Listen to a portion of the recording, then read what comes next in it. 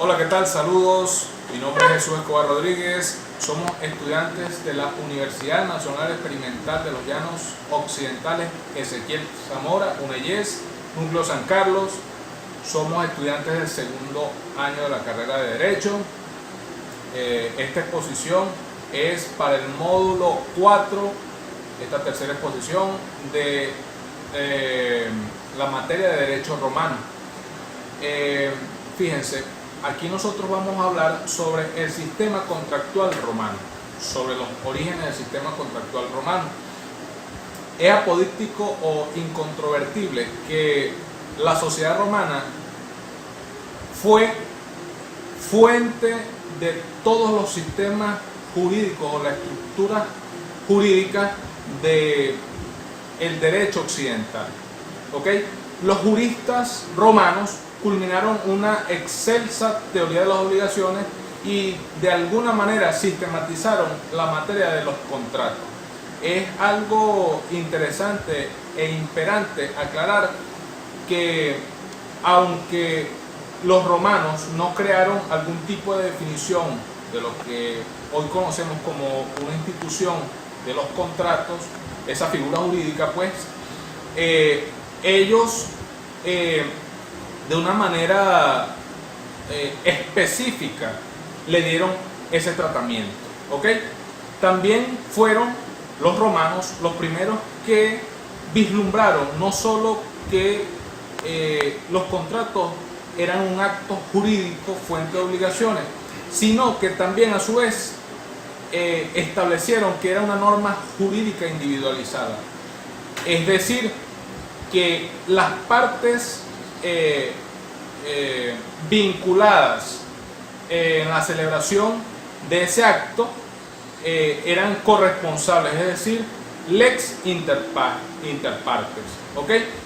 Como les dije anteriormente, ellos no elaboraron propiamente una definición de contrato y nos acogemos a lo que dice Fernández de Buján, donde ellos de manera casuística, es decir, de manera específica y muy especializado, lograron dar algún tipo de tratamiento en diferentes situaciones, ¿ok?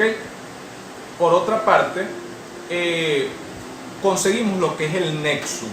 El nexum es una institución jurídica, es una figura jurídica que fue el antecedente de lo que hoy en día conocemos como contrato. Es la forma más primitiva, de alguna manera, de lo que hoy conocemos como lo que es el contrato, ¿ok? De alguna forma también tiene que ver mucho con lo que tiene que ver con el mancipatio.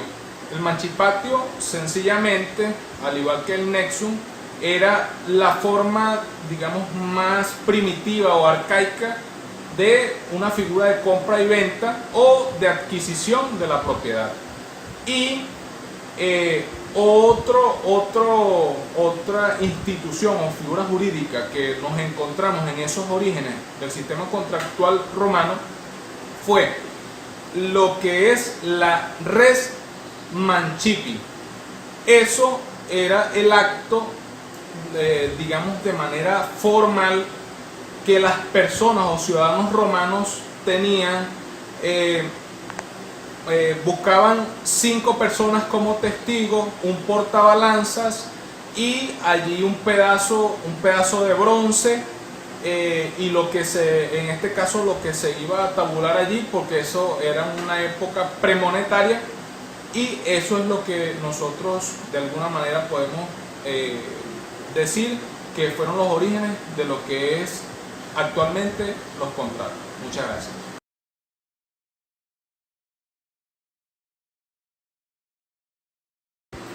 Hola, ¿qué tal? Saludos. Mi nombre es Ítalo Gualtieri. Soy estudiante del segundo año de Derecho de la Universidad Nacional Experimental de los Llanos Occidentales, UNEYES, Núcleo San Carlos. En esta oportunidad vamos a desarrollar un tema de lo que era el sistema contractual romano y trayendo a colación su evolución histórica. Podemos decir que en el paso dado entre el formalismo elevado a la solemnidad que rigió el contrato romano y el consensualismo, tuvo como punto intermedio el reconocimiento de los contratos reales. Estos contratos ya no requerían como elemento esencial para el reconocimiento de la eficacia jurídica, a la solemnidad. Simplemente con la entrega de la cosa, objeto del contrato, se perfeccionaba. Coincidimos con Néstor de Buen en cuanto a que esta especie de contrato, si bien no sancionaba situaciones nuevas, ya que no cabe duda de que antes que aparezca en la vida jurídica como figuras nominadas, existían las necesidades y las operaciones mismas que la identifican. En cambio, la resuelven con mayor eficacia. La sucesiva y lógica evolución que tuvo el derecho romano en el contrato derivó el reconocimiento de exaltar el acuerdo de conventio consensus, erigiéndolo en requisito dominador. En el derecho justiniano, contrato es todo acuerdo capaz de constituir una persona endeudora de otra. Refiérase el acuerdo a toda suerte de negocios, ya se encaminen a la constitución de obligaciones o derechos reales, ya la modificación o extinción de cualquier relación jurídica.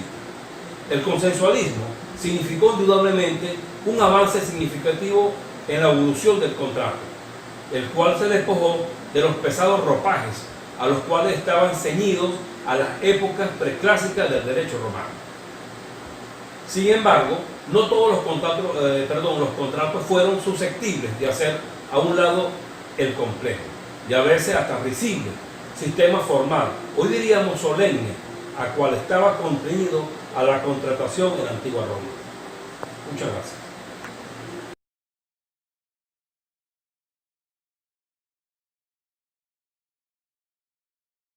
Buen día, mi nombre es Guillermo Mitesaroble y vengo a exponer sobre su proyecto de Derecho Romano 2. Comparación del contrato desde la óptica romana, la contemporánea y clasificación de los contratos. En Roma, el acuerdo de voluntades entre dos o más personas, amparado por el ius civile, tendente a crear obligaciones. Contemporáneo, acuerdo de voluntades entre dos o más personas, amparado por la ley, tendente a crear obligaciones. El acuerdo de voluntades es una convención, no genera obligaciones. Es un pacto y contrato hoy en día. Se equiparan, si bien en derecho romano, el primero no genera obligaciones, el segundo sí. Así, a pesar de no conocer el derecho romano, la figura general del contrato, y sí una lista de ellos, todo contrato lleva implícito un pacto, es un acuerdo de voluntades. Y hoy se define como el acuerdo de voluntades tendente a crear obligaciones. Clasificación de los contratos. Según la causa civil, causa de su perfeccionamiento. Formales, se perfecciona por cumplir una forma o solemnidad oral o escrita. Verbales, es la estipulación. Literales, transcripción de créditos, quirógrafos y sígrafos. Reales, se perfecciona por la entrega de la cosa, datio rei. Mutuo, comodato o depósito. Consensuales, se perfeccionan por el propio consentimiento, consensus. Compraventa, arrendamiento, sociedad, mandato, por la causa civil y por las obligaciones que generan. Unilateral y bilateral, perfecto o imperfecto, por la existencia o no de contraprestación. Oneroso y gratuito, por la acción que los protege. Derecho estricto de buena fe, por su origen, derecho civil y derecho de gente. Gracias.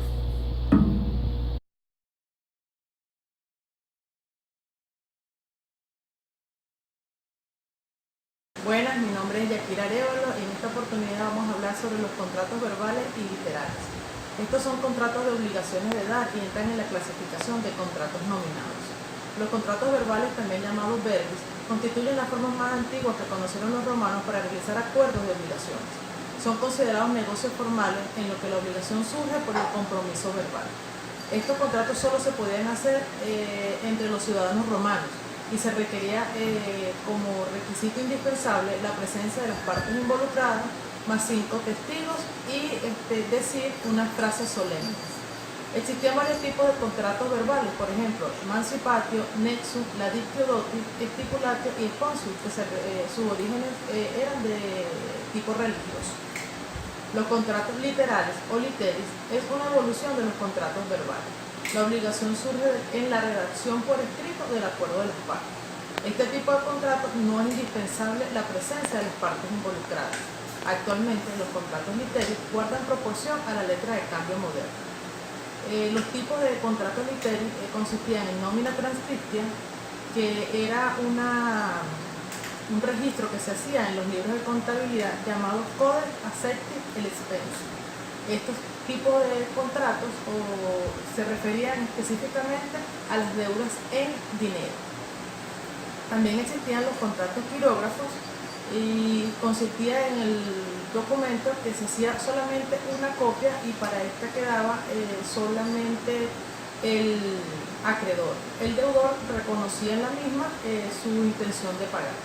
Los sígrafos era también otro tipo de contrato literis y en este se daban dos copias, una para el acreedor y otra para el deudor. De esta manera hemos hecho un breve bosquejo de lo que significan los contratos verbales y los contratos literales en la antigua Roma. Muchas gracias.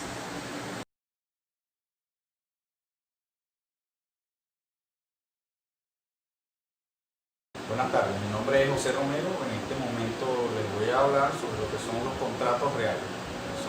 No es más que una obligación que surge por la de alto rey de entrega de la cosa. Es como un nexo entre dos personas. Entre estos tipos de contratos reales tenemos lo que es la mutua, el depósito, la prenda y el comodato. Vamos a hablar de lo que es el mutuo. Es un contrato real unilateral. Es un contrato de préstamo de consumo de dinero o un bien fungible. Son más que todo en este caso, digamos que son los consumibles, donde el mutuante entrega la propiedad del objeto al mutuario. Los requisitos para que se cumpla este tipo de contrato real es un acuerdo de transmisión y una obligación entre las partes. También tenemos que este mutuo es gratuito y se puede pactar un interés con un estipulado. Esa es una de las condiciones. Es subordinado a llevar el dinero. En aquel entonces, en aquella época, era subordinado esta mutua a llevar que el dinero llegara de un puerto a otro en buenos términos, y este mutuo se utilizaba para comprar mercancía. Nosotros utilizamos mercader en aquella época. En otro tipo de contratos reales tenemos lo que es el depósito, que también se utilizaba, era un contrato real bilateral, imperfecto, de buena fe, y también tenía como característica que era gratuito, donde el depositante entregaba al depositario una cosa, un mueble, para que la custodie y la restituya en un plazo. Los requisitos para que se diera este tipo de contrato real, como es el depósito, son la entrega. Tiene que existir la entrega de la cosa, donde quien entrega, que es el depositante, entrega la cosa al depositario para que éste la conserve. Ahí la obligación del depositario de guardarla, de custodiarla y de restituir frente al depositante en el momento en que lo indiquen así las cláusulas del contrato.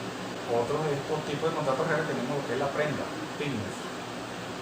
Es un préstamo de garantía, donde el deudor, el pignoraticio, que se le denominaba, entrega la posesión de un objeto con garantía de cumplimiento de la obligación principal.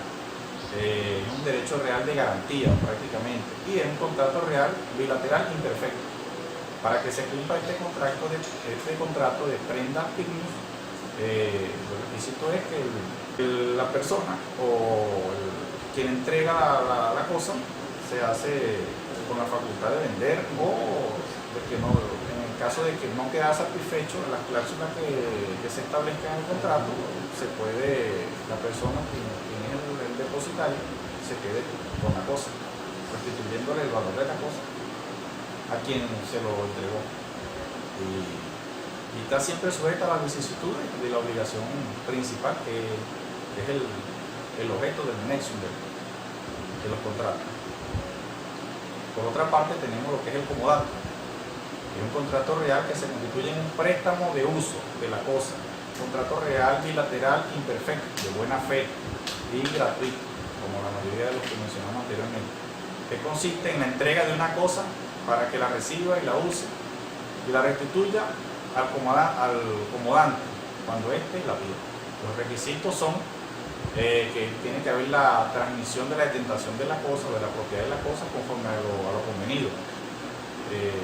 No cabe pactar la renta, sino sería arrendamiento. Tiene que haber la detentación de la cosa sin arrendar la cosa. Objetos. Los objetos de este comodato serían bienes muebles, bienes consumibles. En este contacto se da la figura de que queda la obligación del comodante de entregar la cosa y restituir o abonar los gastos que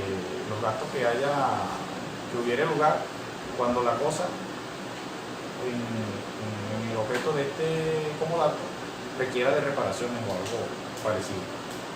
El comodatario está obligado a usar la cosa en este tipo de contratos reales, está obligado a usar la cosa conforme a su destino, preservarla del deterioro y restituirla. Tiene también derecho de retención frente al comodante. Y en este orden de ideas, estos son los 4 tipos de contratos reales que hoy les estoy mencionando. Muchas gracias.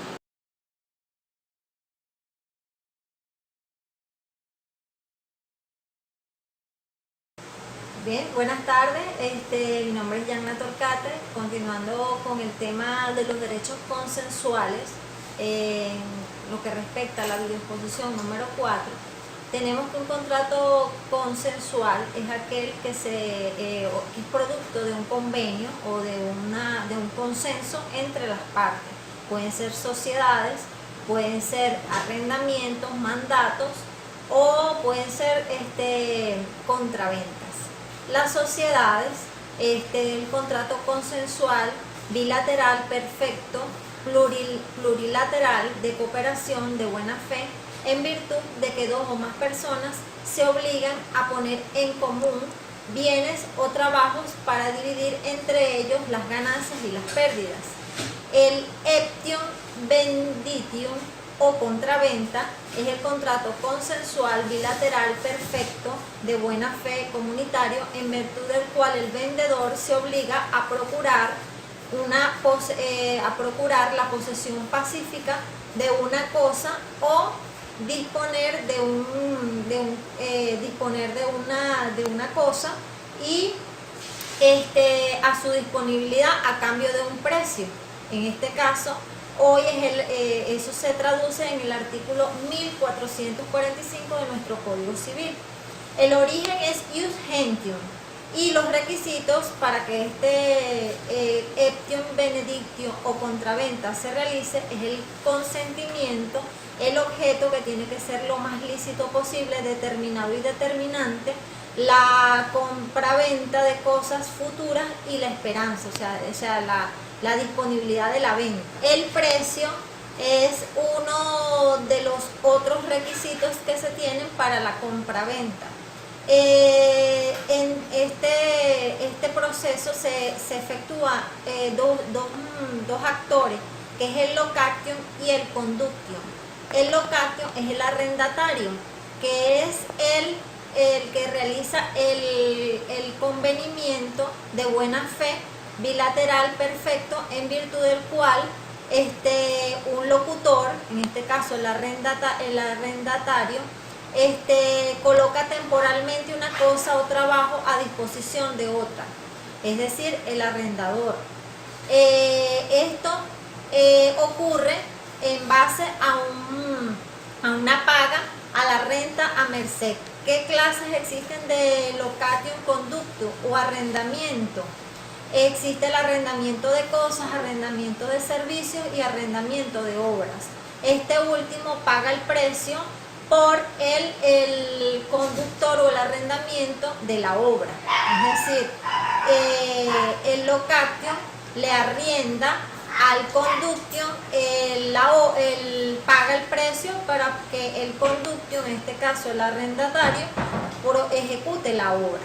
También tenemos el mandato, que es un contrato consensual de cooperación gratuita de buena fe, en virtud del cual una persona, que en este caso es el mandante, encarga de otra, a carga de otra, que en este caso es el mandatario o los mandatarios, realiza gratuitamente una actividad. en beneficio del mandante o un tercero, obligándose al mandato a indemnizarle de los gastos que éste produzca en la ejecución del contrato. Los requisitos para el mandato son los elementos, el acuerdo, la manifestación de voluntad, las aportaciones de los socios, es decir, los bienes, créditos o trabajos, y el fin patrimonial, que es el lícito de interés común. Los antecedentes de este tipo de derecho consensual son el consorcio entre hermanos y luego entre extraños. Existían tipos, ¿verdad?, como son las societas omnium, los bonurum universales, las societas unius y los reg particulares. En las obligaciones del derecho consensuado o de los contratos consensuados, que como ya hemos dicho, pueden ser sociedades, pueden ser compra-venta, pueden ser también productos de mandatos, existen obligaciones en donde el vendedor se encarga de entregar pacíficamente la posesión, de reponer la evicción. El comprador le impone una actium emprim para la indemnización, dado que el objeto se lo reclama de acuerdo a la posesión del propietario, que gana el litigio. Y otra obligación del vendedor es responder por los vicios ocultos en efecto de las cosas vendidas, la actium reivindicatoria y quantum minoris. Y además debe responder por el dolo o la culpa. Y el comprador en este caso paga el precio del interés y procede. La regla general que afecta al comprador es perilucum ex extoris. El origen es ius gentium. Los elementos es el acuerdo, el contrato consensual, el objeto, que es la cosa, servicio o obra, y la renta a merced, que es la renta a merced de la cosa, servicio o de la obra. La duración es el plazo que se establezca en el contrato y puede ser tácita o por reconducción.